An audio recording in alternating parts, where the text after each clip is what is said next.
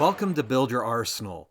Open carry is one of the most hotly debated practices in the Second Amendment community. Some people think it's unsafe and reckless. Others see it as an important part of the Second Amendment and use it as their way to carry. In this series, we're going to look closely at the most common arguments about open carry and see if they actually make sense. I decided to make this video after hearing about a person who was open carrying and got their gun taken. The gun was then used to kill them. Colion, Noir, and Carry Trainer both made videos about it, and the comments blew up. People shared strong opinions against open carry. But are those opinions based on facts? For this video, I'll use the term anti-open carry to describe people who argue against it. Some of them say they're not against it, but then list all the reasons why they are. That's kind of like what anti-Second Amendment people do about the Second Amendment. So let's start with the two most common arguments you hear against open carry that are the foundation of the debate. One, it makes you a target. Two, it's not a deterrent. These 2 points show up again and again, even from people who are part of the Second Amendment community. But are they true? Is this what really happens in the real world? Or are they just based on fear and emotions, myths, and made-up claims? Let's clear something up first. A common attack I hear is, you're just using logic, not reality, when it comes to open carry. What that usually means is, you're not agreeing with my emotions and personal anecdotes. And that's fine, because we all have feelings and experiences. But here's the thing. Logic helps us understand the world. It's the foundation for understanding reality. Without logic, we can't tell the difference between facts and superstitions. We'd believe monsters are under our beds, breaking mirrors bring bad luck, and Bigfoot is real because I saw it happen once. So yes, I'm using logic because I care about reality. Without it, we're just reacting to fear instead of learning from facts. Second, reality means evidence, not just feelings or hypotheticals. When someone says, open carry makes you a target, I ask, says who? Based on what? How often? Where's the data? Most anti-open carry realities are just worst-case scenarios imagined in someone's head or isolated, exaggerated anecdotes. Third, stories and anecdotes aren't proof, especially when it comes to shaping policy or norms. You can find one-off examples of anything. Someone choked on a spoon once. That doesn't mean we should ban spoons. Reality includes what happens most of the time, not what could happen once in a blue moon. And lastly, there's no clear trend showing open carriers are targeted. Let's look at real-world numbers. Crime studies show that criminals usually avoid people who might fight back. Open carry states don't show higher rates of armed citizens being attacked first. In fact, criminal behavior studies consistently show one thing. Criminals avoid resistance. They want easy wins, not fights. There's also no mass shooting on record where the shooter deliberately targeted someone because they were open carrying. If open carriers were being gunned down left and right, we'd know. But we don't know because it doesn't happen like that. So before we break down the target argument further, if your version of reality ignores evidence, it's not reality. It's just fear dressed up as fact. Logic is how we separate actual threats from imagined ones. Reality doesn't contradict logic unless your reality is just emotion with a gun story attached. I don't need to wait for emotion to calm down to use reason. I use reason because reality deserves clarity. If open carriers were being attacked often, we'd know about it. But the truth is, it's rare. Let's zoom in on the claim that open carry makes you a target. This argument says that if you carry a gun where people can see it, criminals will attack you first. A visible gun invites preemption, meaning some people think that if a criminal sees you open carrying a gun, they'll shoot you first to get rid of the threat before doing anything else. Loss of tactical advantage, you lose the element of surprise.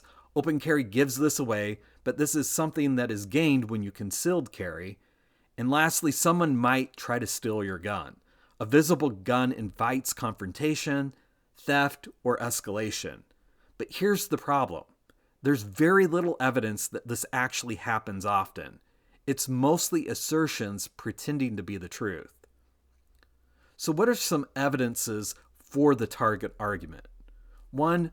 Rare cases of disarmament or attacks.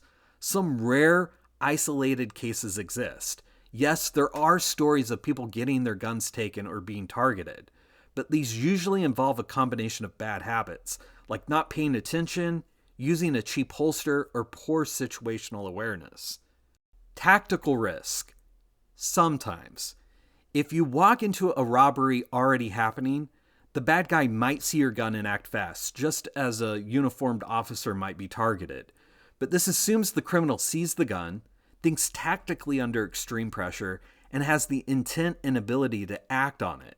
But most criminals are panicked and act impulsively and poorly under pressure. They're not operators. They don't make smart tactical moves. They act fast and messy. These analogies are sometimes used to show that with some common sense, it's obvious that open carry makes you a target. It's like showing your playbook to the other team. That's what open carry does. It gives away your strategy. It's like a soldier walking through enemy territory or wearing a uniform in hostile territory. Like a soldier in an enemy land, a visible firearm says threat, and threats get neutralized first. And lastly, it's like carrying cash in your hand. If you walk around with a wad of cash out in the open, you're inviting attention. A visible gun does the same thing, drawing both law-abiding and criminal attention. But does the target argument actually match real life? Let's look at the facts. Here's what we actually know. Lack of data. There's no significant body of data showing open carriers are more often killed, shot first in robberies, or disarmed in public.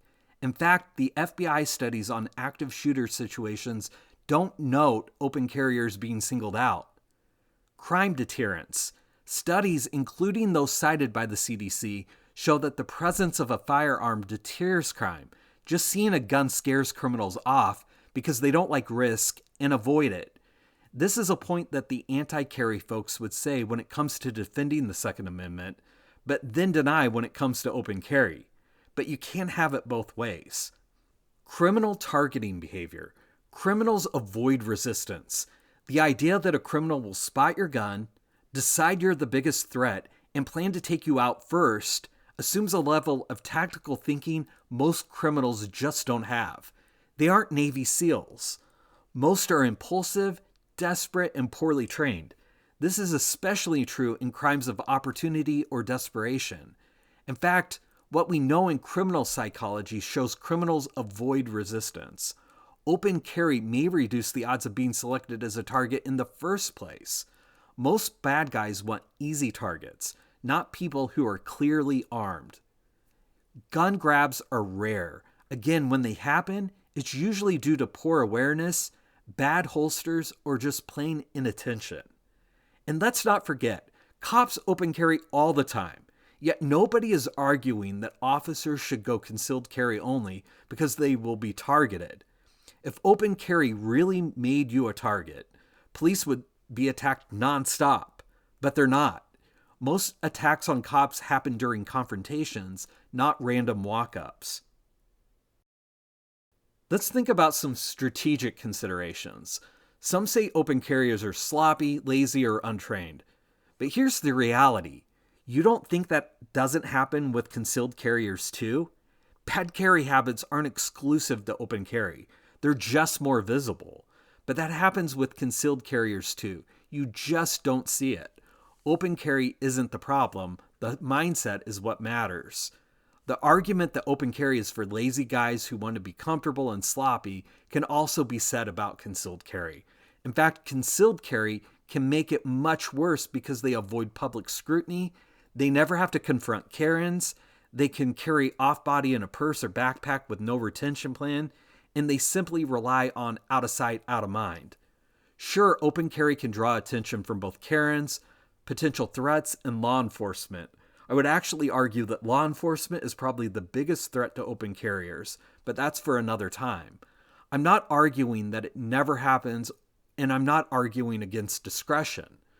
But in most day-to-day, and especially in Pro 2A communities, open carry is completely uneventful. No confrontations, no targeted attacks, no drama, no danger. So what's the bottom line? The claim that open carry makes you a target is overstated. It's often based on fear-based tactics, internet lore, and armchair tactical theories. In reality, it is much more nuanced. We hear the bad anecdotes that are extremely rare, but it's not front page news if I open carry and nothing happens, which happens daily. Again, the anti-open carry folks sound a lot like the anti-Second Amendment, pro-gun control crowds. We don't hear about the millions of people who open carry with no problem. Just like we hear more about mass shootings than defensive gun use. If anything, open carry often works like a deterrent, and we will address that in the next video. And that leads us into a series of counter analogies that flip the narrative on the "you'll be a target" argument. Here are some examples that support open carry. Blaze orange for hunters. People argue that being seen with a gun makes you a target, but that's like saying hunters wear blaze orange so they'll get shot. It's the exact opposite. Visibility keeps you safe in dangerous situations. It communicates clearly to avoid confrontation, not invite it. You wear bright colors so people see you and stay safe, not so you'll get shot. The alarm sign in a yard. Would-be burglars don't need to test whether you really have an alarm. They just move on to the next house. Same with the open carrier. They're not trying to play hero. They want an easy job. Guard dog in the yard. Criminals don't target houses with barking dogs. They hit the quiet ones with no sign of trouble. An openly carried firearm is the human version of a growling dog in plain sight. Fire extinguisher on the wall. We don't hide fire extinguishers because we're afraid someone might steal them. We put them where people can see them so they know safety is nearby. We want people to know it's there. Same thing with a responsibly carried firearm. Rattlesnakes. Warnings are a part of defense. The goal is to avoid the fight, not provoke it. Rattlesnakes warn you before striking. Visibility can help avoid fights, not cause them. Marked police cars. Police don't hide every squad car. Some police vehicles are meant to be seen. That visibility is a part of the deterrent strategy. The visibility deters speeders and criminals. If visibility was a liability, they'd all go undercover. Gun-free zone signs. A gun-free zone sign doesn't stop a shooter. It advertises that no one inside can shoot back. Criminals with violent intent aren't deterred by rules. They exploit them. That's why mass shooters often target places where resistance is least likely. A sign saying "no guns allowed" might make administrators feel good, but to a killer, it says "no threat here." It's like putting up a sign that says "this place is defenseless, please behave." If visible deterrence really made you a target, schools would be the safest places in the country. They're not.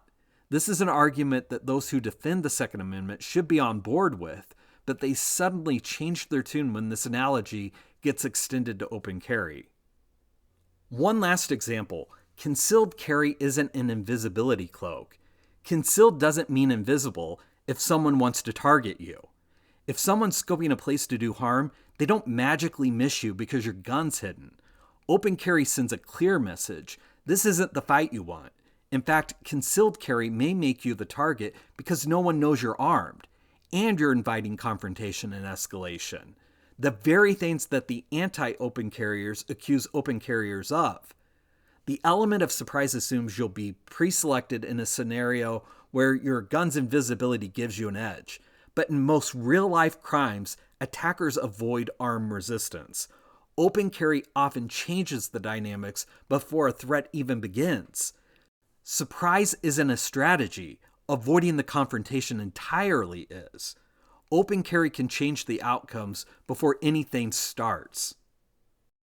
The idea that open carry makes you a target assumes criminals are hyper-aware, tactical decision makers. but most of them are just looking for low risk, high reward opportunities. Some people say if you open carry a gun, you'll be the first one a bad guy shoots. That sounds scary, but let's stop and think. That's called mind reading, pretending you know exactly what a criminal will think or do in the future. The truth is, no one can really predict what a bad guy will do. Sometimes they run, sometimes they freeze, sometimes they pick easy targets, sometimes they pick the person who looks like the easiest to hurt.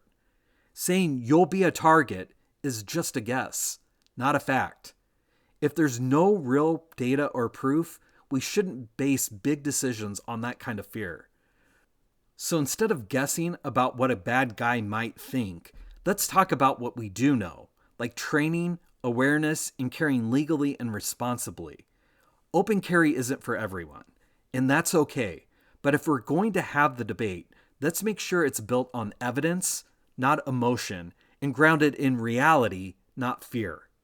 Thanks for joining me on this first part of what will hopefully be a longer series on open carry. Agree or disagree, leave a like, share, or sound off in the comments. Thanks for watching, and see you next time when we will discuss whether open carry is a deterrent.